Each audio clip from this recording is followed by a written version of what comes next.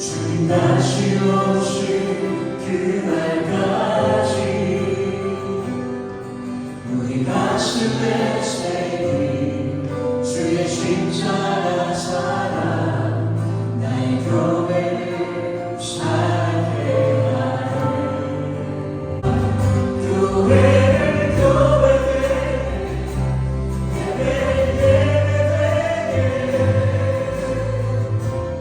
우리를 사랑하소서. 진정한 구원의 날 우리를 믿나고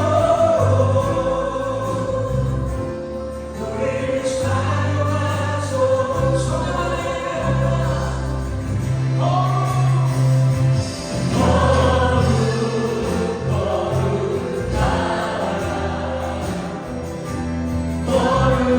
거룩하나 주 하나님 고전을 하시리여. 하나님 나라이다.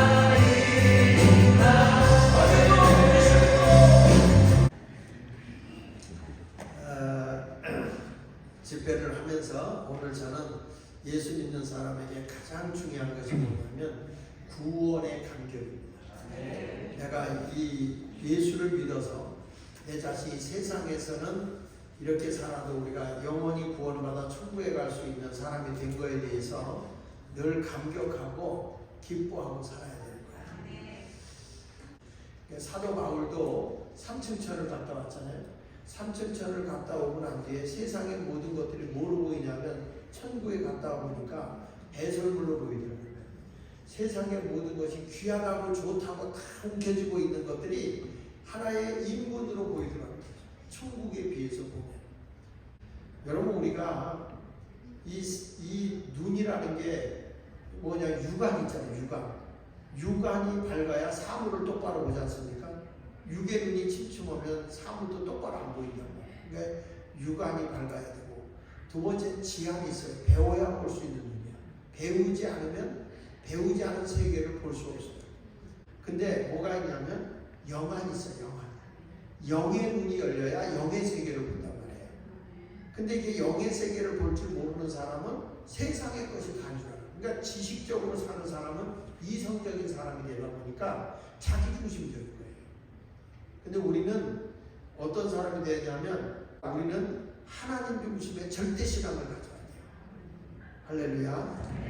이렇게 영의 세계를 봐야 되는 게 굉장히 중요해요. 그래서 예수 믿고 구원받았다는 건 어마어마한 감격인 거예요. 할렐루야. 에덴 동산에서 인간이 죄를 범하기 전에는 부족함이 없이 살았지만 선악을 알게 나무 신과를 먹음으로써 인간이 죄를 범하게 된 거 아닙니까? 그러니까 여러분, 인간이 죄를 범함으로써 수치와 부끄러움이 일어났을 때 이 짐승을 잡아서 가죽옷을 빈 것처럼 우리도 예수의 피가 우리의 죄를 사해 주는 거예요. 자, 여러분, 예수 피의 유효기간이 얼마라고? 영원한 거예요. 영원. 짐승의 피의 유효기간은 저건 1년에 한 번씩 합니다. 1년에 한 번. 1년에 한 번씩 속죄 제사를 드려야 되거든. 주님이 우리의 대신해서 속죄 제사를 드려줬기 때문에. 그래서 이제는 짐승의 피로 안 하는 거예요. 오직 예수 피. 이 영원하다는 시간 개념이 사람에게는 영원은 그러면 수평의 시간이에요. 과거, 현재, 미래가 분명해요. 근데 하나님의 시간은 수직의 시간이에요. 수직의 시간. 이 수평의 시간이 아니에요.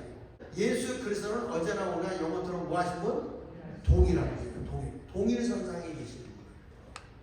이게 뭘 얘기하는 거냐면 예수 그리스도의 십자가의 사건이 과거의 사건이 아니라는 거예요. 오늘도 내 죄를 예수 그리스도에게 고백하면 예수의 십자가에 죽으실 때 내 허물과 죄의 사람이 같이 죽는 거예요. 예수가 부활할 때 나도 의의 사람으로 다시 사는 거예요. 이게 구원의 은혜예요.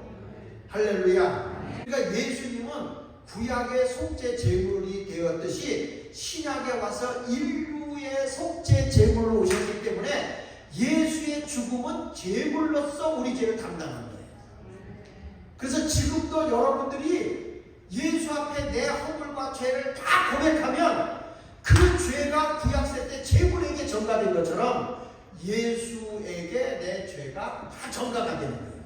그러면 죄의 삭은 사망이기 때문에 내가 죽어야 할 걸 예수님이 대신 죽은 것이고, 예수의 십자가 형태에 죽어서 대못에 박히고 창자국에 찍혀서 돌아가신 이유는 피 한 방울 물 한 방울 남기지 않고 다 쏟아야만 그게 속죄 제물인 거예요. 그래서 예수님이 피 한 방울 물 한 방울 남기지 않냐고 다 피를 흘리신 것입니다. 그게 바로 예수 그리스도의 제물 되신 거예요. 그러니까 천하 인간에 구원 얻을 만한 이름은 예수 이름 외에는 있다 없다? 없다는 거예요. 왜냐하면 예수 그리스도만이 하나님의 속죄 제물이기 때문에. 근데 그 예수의 골고다의 십자가의 형틀은, 십자가에 달린 예수는 과거의 사건이 아니고 하나님의 시간은 수직적인 시간이라고 했잖아요. 지금도 우리에게 유효하다 이 말이에요. 그래서 지금도 그 예수 앞에 내 죄를 고하면 그분은 내 죄를 짊어지시고 십자가에 돌아가시는 거예요. 지금 그래서 예수 그리스도는 어제나 오늘나 영원토록 동일하십니다. 동일하십니다. 과거의 예수가 아닙니다. 지금도 살아계신 예수님, 지금도 내 죄를 사해 주시는 분 믿습니까? 이런 예수를 우리가 믿고 있는 거예요. 그래서 예수 믿고 구원받은 사람은 감격이 있어야 돼요. 감격. 사도 바울이 뭐라고 예수 믿는 사람이다. 항상 기뻐해라. 쉬지 말고 기도해라. 범사에 감사하라. 이는 그리스도 예수 안에서 너희를 향하신 하나님의 뜻이다. 믿습니까? 그러니까 우리 여러분들이 내가 구원받은 사람은 항상 어떻게 살아야 돼? 기뻐해야 돼. 환경을 초월해서 기뻐해야 돼. 저도 목회의 세 가지 간을 가지고 삽니다. 딱 저런 빌립보서 4장 4절부터 쭉 이어지는데 거기 보면 이런 말씀이 나와요. 항상 기뻐하라. 내가 다시 말하면 기뻐하라. 이게 내 목회 철학이야. 나 자신과의 관계는 기쁨으로 산다. 아무리 힘들어도 기쁘게 산다. 두 번째로는 이웃과의 관계. 너희 관용을 모든 사람에게 알게 하라. 주께서 가까우시니라. 모든 사람을 다 품어낸다. 나 자신과의 관계는 기쁨으로, 이웃과의 관계는 너그럽게, 하나님과의 관계는 기도와 감사로 이렇게 사는 거예요. 그런 목회관을 가지고 사는 것처럼 여러분도 그런 구원의 감격이 있길 바랍니다. 자, 결론 내겠습니다. 예수를 믿고 구원받으면 첫째 어떤 일이 오느냐? 우리의 허물과 죄악을 사해 주신다는 것입니다. 할렐루야. 오늘 본문에서 말씀하는 걸 보면 나무에 달려 죄에 대해 죽고 의에 대해 사신 예수라고 말씀하고 있어요. 자, 그런데 이사야 53장 5절에 보면, 이사야 53장 5절에 보면 그가 찔림은, 예수님이 십자가에 찔림은 우리의 뭐 때문이다? 허물. 여러분들이 허물이 있어요 없어요? 허물 없는 사람 없어요. 그런데 예수님이 찔림은 내 허물 때문에 십자가에 찔린 거예요. 다 대못에 찔리고 가슴혈류관에 찔리고 창에 찔리고, 이 찔림은 내 허물을 담당해 준 거예요. 그러니까 여러분들 다 허물이 있다 할지라도 그것 때문에 주눅 들고 살 필요가 없어요. 왜 아멘을 안 해요? 뭐 하라고? 난 죄가 많아서. 죄 없는 사람이 어디 있고 허물 없는 사람이 어디 있어. 근데 예수님이 다 담당해 줬다니까요. 그러니까 여러분 거기에서 자유함을 누리시단 말이야. 예수 믿는 건 예수님의 찔림은 허물 때문이에요. 그분이 징계를 받은 것은, 예수님이 십자가에 그 고난을 받은 것은, 벌을 받은 것은 우리의 죄악 때문이다. 죄를 범한 사람은 악한 행동이 따라와요. 그게 죄의 악 때문이라는 거잖아요. 그러니까 예수의 피가 아니면 여러분의 죄가 사해질 길이 없는 거예요. 구약시대도 이 피의 제사를 드려야 우리가 생명을 얻는단 말이죠. 우리 애가 피가 다 빠져나가고 피가 썩어버리면, 폐혈증이 오면 사람 죽는 거예요. 그와 같이 피 자체가 생명이라고. 근데 예수 피는 바로 우리에게 생명을 불어오는 거예요. 죄를 다 씻어주고 생명을 불어오는 거예요. 그래서 나의 죄를 씻기는 뭐밖에 없어요? 예수의 피밖에 없는 거예요. 그래서 여러분들도 이제 예수 보혈의 피로 내가 죄사함 받았다 감사하면서 신앙생활 하십시오. 이런 감격이 있어야 돼요. 그 다음에 두 번째 가서는 이사야 53장 5절에 보니까 이런 말씀, 그가 징계를 받으면 우리가 평안을 누렸다. 징계를 받음으로 평안을 누렸다. 그 말은 예수의 징계를 받음으로써 우리가 의로워졌다. 의로워졌다는 것은 하나님과 화목해졌다는 거예요. 오늘 보면 베드로서 2장 24절에도 보니까 죄에 대해서는 예수님이 죽고 의에 대해서는 살았다.